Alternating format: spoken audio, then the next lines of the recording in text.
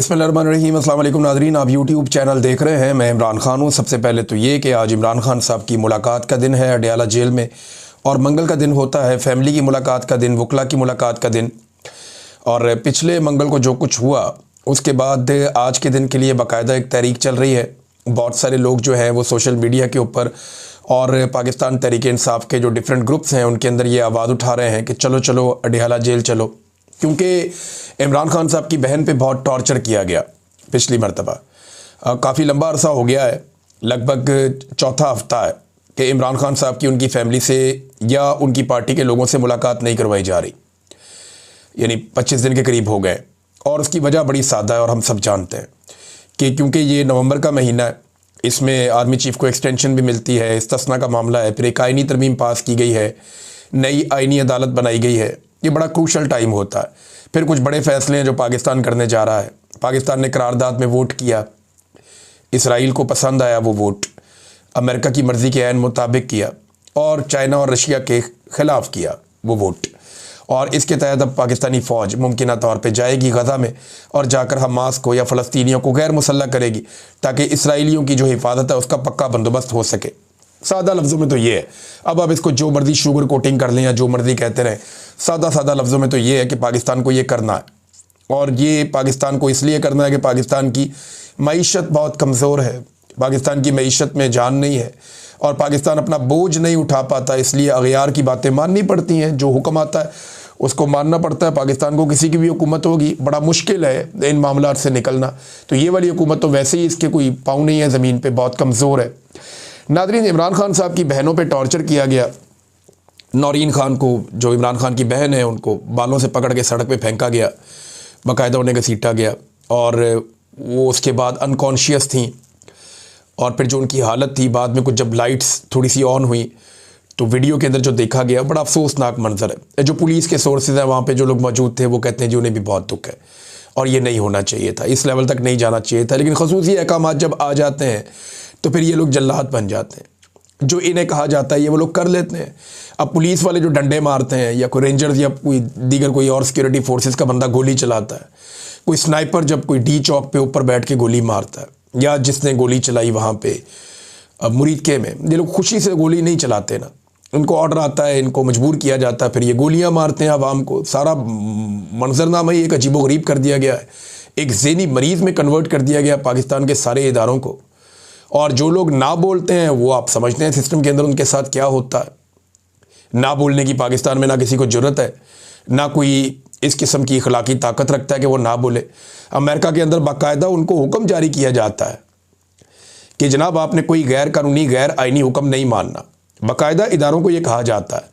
यहाँ पाकिस्तान में जनाब जो साहब बहादुर का हुक्म आ जाए आपने आंखें बंद करके मानना है, और सारे के सारे एक भीड़ चाल है, उसी रास्ते पे चल पड़ते हैं। तो हसन न्याजी की वालदा के ऊपर बड़ा बुरा टॉर्चर किया गया। इमरान खान साहब की ये बहन है, और ये पिछले मंगल की बात है। अब देखना ये है कि आज हुकूमत किस तरह का बंदोबस्त करती है, और पाकिस्तान तहरीक इंसाफ कितनी बड़ी तादाद में अडयाला जेल के बाहर पहुँचती है। आवाज़ तो इन्होंने लगाई हुई है। पाकिस्तान तहरीक इंसाफ के लोगों ने काफ़ी माहौल गर्म किया हुआ था सोशल मीडिया पे। अब देखते हैं कि ग्राउंड पे कितने लोग और कितने लीडर्स पहुंचते हैं। कुछ इत्तलात आ रही थी कि शायद सुहेल अफरीदी या कुछ और जो सूबाई वुज़रा हैं, कुछ MNAs हैं, वो भी पहुंचे हैं अडयाला जेल के बाहर, और कुछ बड़ी शख्सियात पाकिस्तान तहरीक इंसाफ या तहरीक तहफ़्फ़ुज़ आईन पाकिस्तान की, वो भी अडयाला जेल के बाहर जाए। जो सलूक गुज़िश्ता हफ्ते किया गया इमरान खान साहब की बहनों के साथ। अब इसमें हसन न्याजी ने एक ख़त भी लिखा अपनी वालदा के नाम, और ख़त मैंने पढ़ा, मुझे बड़ी तकलीफ़ हुई पढ़ के। हसन न्याजी को मैं ज़ाती तौर पे जानता हूँ, बड़ा जज्बाती नौजवान है और बड़ा साफ़ दिल का आदमी है। मैंने इसे कभी ऐसे झूठ बोलते हुए नहीं देखा, साफ़ साफ़ बात करता है हमेशा। और इमरान खान साहब से इसको इश्क है अपने मामू से, ये उनसे बहुत प्यार करता है। और अपने वालिद साहब के इख्तलाफात के बावजूद, यानी ये बड़ा मुश्किल हो जाता है कि आपके वालिद का नुक्ता नज़र बिल्कुल मुख्तलिफ हो और आपके मामू का नुक्ता नज़र बिल्कुल मुख्तलिफ हो, और आप उसूल की बुनियाद के ऊपर अपने मामू के साथ खड़े हो जाएं, लेकिन आप सेम टाइम में अपने वालिद की भी उसी लेवल पे उसी अंदाज में इज़्ज़त भी करते रहें, और उनके ख़िलाफ़ किसी किस्म की चीज़ का हिस्सा भी ना बने। तो मैंने देखा कि हसन न्याजी में ये क्वालिटी थी कि वो अपने वालिद से बहुत प्यार करता है, लेकिन वो अपने मामू के नज़रिए के ऊपर पूरी ताकत के साथ खड़ा भी हुआ। ये मैनेज करना बड़ा मुश्किल है। मुझे अच्छी तरह चंद वाक़यात याद है, जज्बाती है, इसने एक दो दफ़ा लड़ाई झगड़े में भी एकदम आगे हो जाता था हसन न्याज़ी। और मुझे याद है कि अदालत के अंदर मुझे पुलिस ने जब पीछे से निकालने की कोशिश की तो ये पुलिस के गले पड़ गया था हसन न्याज़ी, और वहाँ अच्छा खासा झगड़ा हो गया था। मैं हथकड़ियों में था, मैंने बड़ी मुश्किल से इसको पकड़ के छुड़ाया, बल्कि मैंने इसको गर्दन से पकड़ा, इसको अपने करीब किया, मैंने इसको समझाया, मैंने कहा हसन लड़ाई नहीं करनी, ये यूनिफॉर्म में लोग, रुक जाओ थोड़ा। कहता ये ज़्यादती कर रहे हैं। मैंने कहा ठीक है, हम अदालत में जा रहे हैं ना। तो मुझे आज भी याद है कि वो बड़ा सीधे सीधे दिल का बंदा है, और सीधा सीधा जिसका वो साथी है, जिसका दोस्त है, वो अंदर बाहर से एक ही तरह का बंदा है हसन न्याज़ी। मुनाफ़क़त नहीं करता। मुझे उसकी वो सारी बातें, उसका वो सारा याद आ रहा था जिस वक्त मैंने ये देखा, उसका लिखा हुआ लेटर अपनी वालदा के नाम। और उसने कहा अपनी वालदा को, उनकी बहुत तारीफ़ की, उसने बताया कि वो कितना प्यार करता है उनसे। ये वाक़या भी बताया जो उनकी वालदा के साथ हुआ इस लेटर के अंदर। लेकिन उसने कहा कि इन ज़ालिमों के सामने झुकना नहीं है, मैं भी आपकी हिम्मत की वजह से नहीं झुकूंगा, हम इनके सामने नहीं झुकेंगे। उसने कुछ इस्लामी मिसालें भी दी और बहुत सारा कुछ लिखा लेटर के अंदर। तो अपनी वालदा को बार बार अम्मा कह के उसने मुखातिब किया, और हमारे सामने जब वो अपने वालिद के बारे में बात करता था तो अब्बा कह के करता था। तो मुझे अच्छी तरह याद है, एक दिन हम लोग ये मालम जब्बा में एक स्कीइंग का एरिया है जहाँ पे ये स्नो फॉलिंग जब होती है तो लोग स्कीइंग करते हैं ना, तो ये बड़ा जुनूनी जैसा है। मुझे अच्छी तरह याद है, मैं वहाँ पे अपनी फैमिली के साथ गया हुआ था, 2020-21 की बात है शायद, स्नो फॉलिंग का सीज़न चल रहा था, सर्दियाँ थीं। तो मैंने वहाँ हसन को देखा, और ये बार बार जाता था, फिर आ जाता था ऊपर से, फिर ऊपर चढ़ता था बड़ी मुश्किलों से, फिर आ जाता था। तो मैंने देखा कि इसने कोई 30 चक्कर मेरे सामने लगाए स्कीइंग के चक्कर में, बार बार जा रहा, नीचे आ रहा, बार बार 3-4 घंटे ये लगा ही रहा।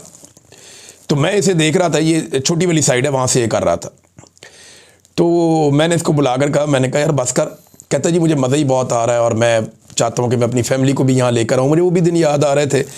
तो दिन कभी बहुत अच्छे होते हैं, कभी अच्छे नहीं भी होते। ये हंसता बसता ख़ानदान था, हंसता खेलता ख़ानदान था, और इमरान खान साहब ने कौम के लिए एक लड़ाई लड़ी, और उस लड़ाई के नतीजे में सारा ख़ानदान क्या हालत हो गई। किसी का कारोबार बंद हो गया, सारों के नाम ECL में चले गए, कोई काम वो नहीं कर सकते, सारे के सारे पुलिस और एजेंसियों के रडार के ऊपर आ गए। इमरान खान की बहनों पे मुकदमात हो गए, भांजे बार बार गिरफ़्तार होते हैं। हसन न्याज़ी जो है मिलिट्री कोर्ट में उठा के उसको सज़ा दे दी गई। इमरान खान की अहलिया को भी बंद कर दिया गया, बहनों को बार बार मारा भी गया, घसीटा गया, गिरफ़्तार किया गया। तो एक अजीबोगरीब बर्बरियत इस ख़ानदान के साथ हुई है। लेकिन आफरीन है इन लोगों के ऊपर कि ये निज़ाम के सामने झुक नहीं रहे, निहत्ते लोग, और डट कर खड़े हैं ये। अच्छा जी, इमरान खान साहब से मुलाकात के हवाले से जस्टिस अमीनुद्दीन खान साहब ने एक बड़ा अजीबोगरीब काम किया। मैं इसको आपको पढ़ के सुनाता हूँ कि ये हुआ क्या। यहाँ पे एक ट्वीट है जो राजा बशारत साहब ने किया अदालत से। राजा बशारत साहब बड़े अच्छे जर्नलिस्ट हैं जी, बड़े बेबाक जर्नलिस्ट हैं, खुल के तनकीद करते हैं सबके ऊपर। इन्होंने कहा जी कि ट्रांसफ़र जजेस के जो केस में अपील के दौरान एक दिलचस्प सूरत हाल उस वक्त पैदा हुई जब इमरान खान के वकील ने कहा कि मैंने इमरान खान से हदायत लेनी है, तो जेल के हुकाम को आप हदायत दें कि मैं इमरान खान साहब से मिलकर हदायत ले लूँ। और इस पर जनाब काजी हाजी अमीनुद्दीन खान साहब जो है उन्होंने एक अजीबोगरीब बात कर दी। यानी पाकिस्तान की सबसे बड़ी अदालत है अब, जो वफाकी आइनी अदालत, वहाँ पे मामला चल रहा है। वकील कह रहा है जी कि इस मामले में मैंने अपने मुवक्किल से हिदायत लेनी है, तो जेल इंतज़ामिया को हुक्म दे दें कि मुझे ज़रा मुलाकात करवा दें। तो सबसे बड़ी अदालत का सबसे बड़ा काजी जो है उसके पैरों के नीचे से ज़मीन निकल गई। अब बजाय कि वो मुलाकात करवाए, उसने कहा जी वो जिस अदालत ने इमरान खान को जेल में भेजा ना, आप वहाँ जाएँ, वहाँ से जाकर रुजू करें। ये नाज़रीन इनकी हालत है। पाकिस्तान तहरीक इंसाफ ने इसे कुछ ऐसे लिखा कि अदलिया की खुद मुख्तारी सलब करके इसे एक सरकारी इदारे में तब्दील कर दिया गया है। वो जजेस जो आसिम लॉ के सामने झुके हुए हैं, इन्हें ना तो तारीख और ना ही ये कौम कभी माफ़ करेगी। चीफ जस्टिस गैर आइनी अदालत अमीनुद्दीन ने इमरान खान से मुलाकात की तहरीक इंसाफ की दरख्वास्त मुस्तरद कर दी। इमरान खान को 21 दिन से कैद तन्हाई में रखा हुआ है और फैमिली, वकला या पार्टी से किसी भी मुलाकात की इजाज़त नहीं दी जा रही। अब 22वां दिन है आज। इमरान खान साहब की बहनें फिर जाएंगी, कोशिश करेंगी मुलाकात करने की, तो देखते हैं मुलाकात होती है या नहीं होती, और पाकिस्तान तहरीक इंसाफ का रिस्पॉन्स कैसा होता है आज के दिन में, ये भी आज पता चल जाएगा।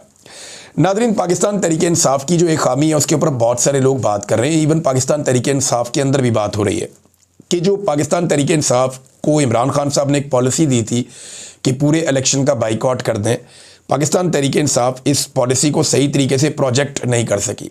देखिए, अब एक बात तो पाकिस्तान तहरीक इंसाफ को मान लेनी चाहिए कि जब तक आसिम मुनीर साहब नहीं चाहेंगे और जब तक ये निज़ाम इसी तरह चलता रहेगा, पीटीआई को एक भी इलेक्शन नहीं जीतने दिया जाएगा। चाहे पूरी की पूरी पाकिस्तान तहरीक इंसाफ खैबर पख्तूनख्वा के दिल पेशावर के अंदर बैठ के एक सूबाई असम्बली का इलेक्शन भी लड़े और सारी तहरीक इंसाफ भी वहाँ जमा हो जाए, तो ये सीट उन्हें नहीं दी जाएगी, ये बज़ाहिर दिखाई दे रहा है। तो ऐसी सूरत हाल में करना क्या चाहिए? देखें ना, बाइकआउट की जो पॉलिसी थी उसे फिर पूरी तरह से प्रोजेक्ट करना चाहिए था। या तो वो इलेक्शन लड़ते, खुल के लड़ते, सारे आ जाते मैदान में, कारकुनों को ले आते मैदान में लड़ते, और अगर नहीं लड़ना था तो खुलकर इस मामले को उठाते कि जनाब हम बाइकआउट कर रहे हैं, हम इलेक्शन नहीं लड़ रहे। लेकिन ऐसा दिखाई देता है कि पाकिस्तान तहरीक इंसाफ को अपनी मूवमेंट्स के लिए या चीज़ों के लिए या जो भी वो करना चाहते हैं, इसके लिए वो बैसाखियों की तलाश में रहते हैं। ना उन्होंने खुलकर लड़ाई की और ना उन्होंने खुलकर बाइकआउट किया। जो भी करें उन्हें खुलकर करना पड़ेगा, क्योंकि तहरीक इंसाफ की जो अपोजिशन है, जो इस वक्त हुकूमत में है या एस्टेब्लिशमेंट है, वो जो भी कर रही है खुलकर कर रहे हैं, कपड़े उतार के कर रहे हैं। उन्होंने नंग धड़ंग होकर वो खड़े हो गए, उन्होंने कहा जी जो करना कर लो, हम खुलकर सामने आ गए। तो तहरीक इंसाफ जो है वो खुलकर सामने नहीं आई इन मामलात में, और इसका उसको नुकसान हुआ है। अब कुछ लोग जो हैं वो लॉन्च किए गए हैं कि ये जो इलेक्शन हुआ, ज़िमनी इलेक्शन, इसको नॉर्मलाइज किया जाए और कोशिश की जाए, ये कहा जाए बार बार कि जनाब ये तो बहुत बड़ी कामयाबी है PMLN की, और इमरान खान साहब की वो मकबूलियत वो पहले जैसी नहीं रही। हालांकि वो लोग जो इमरान खान साहब की मकबूलियत के दावेदार थे, चाहे वो इमरान खान साहब के मुखालिफिन हैं, जो खुद गवाही देते थे कि इमरान खान साहब 90% तक मकबूल हैं, वो लोग भी पाकिस्तान तहरीक इंसाफ की इस जो शिकस्त उन्हें दी गई है इसके ऊपर हैरान नहीं हो रहे। ना वो हरीपुर पे बात करते हैं, ना वो लाहौर के उस इलेक्शन के ऊपर बात करते हैं जहां पाकिस्तान तहरीक इंसाफ इलेक्शन जीत रही थी। नाज़रीन, सलमान अकरम राजा साहब ने एक बड़ी इंटरेस्टिंग चीज़ की निशानदेही की है। उन्होंने कहा जी क्या आपने इलेक्शन के नताइज का जायज़ा लिया? क्या मौके पर मौजूद अफराद से गुफ्तगू की है? ये कैसे हो जाता है कि एक ही हलके में जो 400 पोलिंग स्टेशन हैं, यानी लगभग 500 पोलिंग स्टेशन टोटल है हरीपुर वाले में, वो कहते हैं जी कि 400 पोलिंग स्टेशंस का जो टर्न आउट है वो 20% से कम है। यानी 400 पोलिंग स्टेशन ऐसे हैं जहां पे 20% से कम टर्न आउट है, और 100 के करीब पोलिंग स्टेशन ऐसे चुने गए जहां पे टर्न आउट 70% से भी बढ़ गया। ये कैसे हो सकता है? यानी एकदम ये एक पोलिंग स्टेशन है, ये दूसरा है, यहाँ पे 20% से कम लोग आए और ये यहाँ पे 70% से ऊपर लोग आ गए। एक ही हलके में ये ट्रेंड इतना ज़्यादा कैसे तब्दील हो सकता है, ये सवाल उन्होंने उठाया। और एक और हैरतअंगेज़ बात उन्होंने की कि ये जो 100 पोलिंग स्टेशन जहाँ पे एकदम 70% से ज़्यादा टर्नआउट आ गया या वोटर ने निकल के वोट डाल दिया, इन तमाम पर मंजूर नज़र उम्मीदवार जीतता हुआ नज़र आ जाता है। अब ये क्या है? इसके ऊपर सलमान अकरम राजा साहब ने एक नुक्ता उठाया। एक खालिद जमील साहब ने, सीनियर जर्नलिस्ट हैं, बहुत अच्छे जर्नलिस्ट हैं, उन्होंने माजी का एक वाकया याद दिलाया जब पाकिस्तान 2 टुकड़े हो गया था। ये ज़रा आपने गौर से सुनना है। ये वाकया आपको बताएगा कि पाकिस्तान के साथ एस्टेब्लिशमेंट ने जब पाकिस्तान 2 टुकड़े हुआ तब क्या खेल खेला था और आज वो क्या खेल खेल रही है। अच्छा, जो उन्होंने बताया उसके मुताबिक कहानी कुछ ऐसे है कि 55 साल में आज तक कुछ भी नहीं बदला। 1970 में 86 नशिस्तों वालों ने, यानी ये पीपल्स पार्टी या ये जुल्फ़िकार अली भुट्टो वालों ने 167 का मैंडेट तस्लीम नहीं किया, यानी मुजीबुर रहमान का मैंडेट तस्लीम नहीं किया, शेख मुजीब का मैंडेट तस्लीम नहीं किया। यहाँ इन्होंने जीती थी 86 सीटें और उन्होंने जीती थी 167 सीटें, 167। जनरल याया ने 167 वाली जमात पर पाबंदी लगाकर 78 अरकान को नाअहल कर दिया था। अभी भी यही हो रहा है ना, नाअहल किए जा रहे हैं। तो उस वक्त जनरल याया ने 78 बंदे नाअहल कर दिए थे और बाकी जो रह गए थे उनको आज़ाद करार दे दिया था। फिर एक नया इत्तेहाद भी बना दिया था। अच्छा, ज़िमनी इलेक्शन करवाया गया दोबारा। ज़िमनी इलेक्शन में 58 अरकान को, 78 में से 58 को बिला मुकाबला कामयाब करवा दिया गया। आप अंदाज़ा करें कि 167 में से पहले 78 को नाअहल कर दिया गया, बाकियों को आज़ाद कर दिया गया, जो पीटीआई के साथ भी इसी तरह हुआ। और जो बाकी 78 जिनको नाअहल किया गया उनमें से 58 को बिला मुकाबला जितवा दिया गया, अपने बंदे वहाँ पे कामयाब करवा दिए गए। बाकी जो 20 नशिस्तें बची, 78 में से 58 तो बिला मुकाबला करवा दिए, तो बच गई बाकी 20। इन 20 नशिस्तों पर भी बिला मुकाबला का इनके सर के ऊपर खबत सवार था कि हमने ये करना है। तो इसलिए जो 7 दिसंबर 1971 को इलेक्शन होना था उसको इन्होंने मुलतवी करके 7 जनवरी 1972 पे ले गए, यानी 1 महीने आगे ले गए। लेकिन इस 1 महीने के बाद बजाय कि ये वो 20 सीटें भी छीन लेते बिला मुकाबला करके, पाकिस्तान ही 2 टुकड़े हो गया। यानी 16 दिसंबर 1971 को पाकिस्तान 2 लख्त हो गया। और इस तरह एक डिक्टेटर की ख्वाहिश ने, जो ताकत के नशे में उसकी ख्वाहिश थी, मुल्क को 2 टुकड़े कर दिया। ये हवस अभी भी ख़त्म नहीं हुई, आज भी पाकिस्तान में वही सिलसिला जारी है। कल जो कुछ याया खान कर रहा था, आज भी मिलिट्री एस्टेब्लिशमेंट वही काम, उससे मिलता जुलता काम आज भी उसी अंदाज में कर रही है। नादरीन, इस इलेक्शन के बाद एक और बड़ी दिलचस्प चीज़ हुई, वो ये हुई कि पाकिस्तान पीपल्स पार्टी का पत्ता साफ हो गया। पीपल्स पार्टी के पास जो एक इख्तियार मौजूद था कि उसके बगैर हुकूमत नहीं चल सकती, वो इख्तियार अब ख़त्म हो गया। पाकिस्तान पीपल्स पार्टी अब अमली तौर पे अपोजिशन में जा सकती है। वजह यह है कि पीपल्स पार्टी अगर अब तहरीक-ए-एतमाद लेकर भी आए तो कामयाब नहीं होगी। उसकी वजह यह है कि PMLN ने अपने नंबर पूरे कर लिए हैं एस्टेब्लिशमेंट के साथ मिलकर। इन इलेक्शंस के बाद अभी उन्हें कुछ नंबर और मिल जाएंगे, वो मुकम्मल तौर पे सिक्योर हो जाएंगे। और PMLN ने बड़ी कामयाबी से अपने वफादारों को असेंबली के अंदर पहुंचाया ताकि एस्टेब्लिशमेंट भी अगर खिलाफ हो जाए तो उनके लिए कोई दिक्कत ना बने। ये ग्राउंड क्यों बनाया जा रहा है, इसको अब आप समझें। अभी थोड़ी सी सीटें और चाहिए PMLN को, और आने वाले दिनों में थोड़ी सी मज़ीद सीटें PMLN को दे दी जाएंगी एस्टेब्लिशमेंट की जानिब से।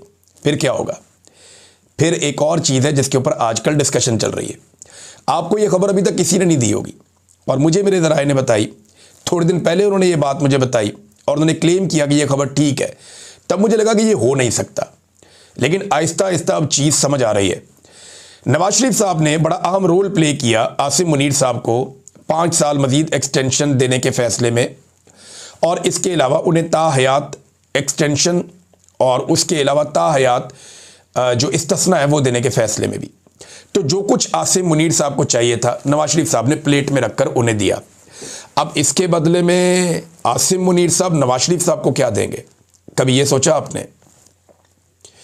जी बिल्कुल, इसके ऊपर डिस्कशन हो रही है, और डिस्कशन ये हो रही है कि शायद नवाज शरीफ साहब को वज़ीर आज़म बनाया जाए। PMLN जैसे ही कंफर्टेबल पोजीशन में आएगी, जब बारगेनिंग की पोजीशन से पीपल्स पार्टी और बाकी जमातें बिल्कुल निकल जाएंगी, उस वक्त नवाज शरीफ साहब को रीलॉन्च किया जाएगा और उन्हें पाकिस्तान का वज़ीर आज़म बनाया जा सकता है। इसके ऊपर बाकायदा डिस्कशन हुई है, और PMLN को ये लगता है कि अगर शहबाज शरीफ की जगह नवाज शरीफ को लाके दोबारा वज़ीर आज़म बनाया गया तो एक तो PMLN का बयानिया उठ जाएगा, दूसरा नवाज शरीफ कंपनसेट हो जाएगा, तीसरा PMLN जो है उसकी जो हवा निकल गई है, उन्हें लगता है कि शायद वो हवा पार्टी में वापस आ जाए, और इसीलिए ये सारा माहौल बनाया जा रहा है। अब देखना ये है कि क्या वाकई में नवाज शरीफ को वज़ीर आज़म बनाया जा सकता है। उनकी तबीयत भी ठीक नहीं है, उनके दीगर मामलात भी हैं, लेकिन ये ऐसा नहीं है कि मैं सिर्फ एक कहानी आपको सुना रहा हूँ, ये अंडर डिस्कशन है और इसके ऊपर बात हो रही है। बाकायदा एस्टेब्लिशमेंट के साथ भी इन चीज़ों पे बात हुई है कि नवाज शरीफ को वज़ीर आज़म पाकिस्तान बनाया जाए। पहले पीपल्स पार्टी को कहा गया था कि आधे टाइम पे जो है वो शहबाज शरीफ रहेगा, आधे टाइम पे बिलावल आ जाएगा, लेकिन अब बिलावल बन ही नहीं सकता क्योंकि अक्सरियत जो है वो अब हो गई है PMLN के पास। अब तो उनको थोड़ा सा और झटका अगर लगवा दिया जाए 2-4-5 सीटों का, तो नवाज शरीफ साहब को भी वज़ीर आज़म बनाया जा सकता है। लेकिन एक का बात रह जाएगी कि नवाज शरीफ साहब की जो अपनी सीट है उसमें इतनी खौफनाक किस्म की धांधली और बेज़ाब्तियाँ और बेकायदगियाँ हैं कि जब चाहा नवाज शरीफ को कान से पकड़ के उतार दिया जाएगा। लेकिन इसके ऊपर डिस्कशन हो रही है, क्या वाकई नवाज शरीफ साहब को वज़ीर आज़म बनाया जा सकता है? ये आने वाले दिनों में चीज़ें क्लियर होंगी। अभी तक सिर्फ ये अंडर डिस्कशन है, और नवाज शरीफ साहब की बड़ी ख्वाहिश है कि उन्हें चौथी मरतबा वज़ीर आज़म पाकिस्तान बनाया जाए ताकि वो वज़ीर आज़म हो, उनकी बेटी वज़ीर आला हो, शहबाज शरीफ को वज़ीर ख़ारजा बनाया जाए, और इस तरीके से एक नया माहौल पाकिस्तान में क्रिएट किया जाए कि PMLN बहुत ताकतवर जमात है और अगले इलेक्शन के लिए भी ये थोड़ा सा अपना मजबूती इख्तियार करें। लेकिन इमरान खान साहब की मौजूदगी में इनके लिए चीज़ें मुश्किल हैं, क्योंकि इमरान खान का खतरा तो बहरहाल इनको रहेगा। जब भी इमरान खान बाहर आएगा वो इन सबको खा जाएगा। ये एक ज़मीनी हकीकत है जिसे हम भाग नहीं सकते। नाज़रीन, IMF की रिपोर्ट के हवाले से डिफरेंट सवालात उठाए जा रहे हैं और अब इसी सवाल को हाफिज़ अब्दुल्ला साहब ने भी उठा दिया है, जो हम बार बार कह रहे थे कि IMF की रिपोर्ट के मुताबिक गुज़िश्ता 2 सालों में हुकूमत ने 5300 अरब की करप्शन हुई है। सवाल ये है कि करप्शन किसने की? क्या करप्ट किरदारों की फहरिस्त में कोई लोग शामिल हैं तो वो लिस्ट किधर है और कौन कौन है? कौम को बताया जाए कि क्या करप्ट माफिया को कोई सज़ाएं मिली हैं, और अगर करप्शन का ये पैसा 5300 अरब बरामद हुआ तो वो पैसा है कहाँ, कौमी ख़जाने में कहाँ जमा करवाया गया, उसकी तफसीलात बताई जाए। अब ये सवाल अपोजिशन को उठाना चाहिए था। देखिए, पाकिस्तान तहरीक इंसाफ को या बाकी अपोजिशन जमातों को प्रॉपर अपोजिशन करनी चाहिए। इन मामलात को लेकर, धांधली को लेकर, बहुत सारी चीज़ों पे अगर इमरान खान साहब होते तो इस्तिस्ना को लेकर, 27वीं आईनी तरमीम को लेकर, अगर वो बाहर होते जेल से और ये इस किस्म की कानून साजी को लेकर, चीनी स्कैंडल को लेकर, आटे स्कैंडल को लेकर इमरान खान साहब मुसीबत डाल देते इस हुकूमत को। वो एक छोटी सी चीज़ को पकड़ते हैं और हुकूमत के गले के अंदर जलता हुआ टायर जलता हुआ डाल देते हैं। लेकिन यहाँ पे इतने बड़े बड़े ब्लंडर्स हुए इस हुकूमत के साथ, इस हुकूमत की जानिब से इतने बड़े बड़े ब्लंडर्स हुए, लेकिन पाकिस्तान तहरीक इंसाफ उनसे फ़ायदा नहीं उठा पाई। ये पाकिस्तान तहरीक इंसाफ की एक कमज़ोरी है और उसकी एक बड़ी वजह यह है कि एस्टेब्लिशमेंट ने भी कोई कसर नहीं छोड़ी जुल्म और ज़्यादती में। उन्होंने भी दबा के रखा है, फुल एक्सीलेटर के ऊपर पाँव रखा हुआ है। बहरहाल अपोजिशन तो करनी पड़ेगी, जोर तो लगाना पड़ेगा। और वो सोशल मीडिया पाकिस्तान तहरीक इंसाफ का, जिसको एस्टेब्लिशमेंट शिकस्त नहीं दे सकी, सारे मिलकर शिकस्त नहीं दे सके और आज भी वो नहीं दे सकते इसको शिकस्त। सोशल मीडिया की ताकत बहुत बड़ी है, इमरान खान साहब सच कहते हैं। लेकिन प्रॉब्लम यह है कि वो सोशल मीडिया अब अक्सर हमें दिखाई देता है कि वो बजाय इसके कि जुल्म और ज़्यादती के खिलाफ लड़ाई लड़े, वो लड़ रहा है उसकी, लेकिन वो आपस में भी दस्तों गिरेबान कभी कभी नजर आते हैं और एक दूसरे को नीचा दिखाने की कोशिश करते हैं। तो एस्टेब्लिशमेंट इस सोशल मीडिया को कभी शिकस्त नहीं दे सकती। हाँ, ये अगर इस रविश को तब्दील नहीं करते तो फिर नुकसान होगा। अब तक के लिए इतना ही, अपना ख्याल रखें, अपने इस चैनल का भी। अल्लाह हाफ़िज़।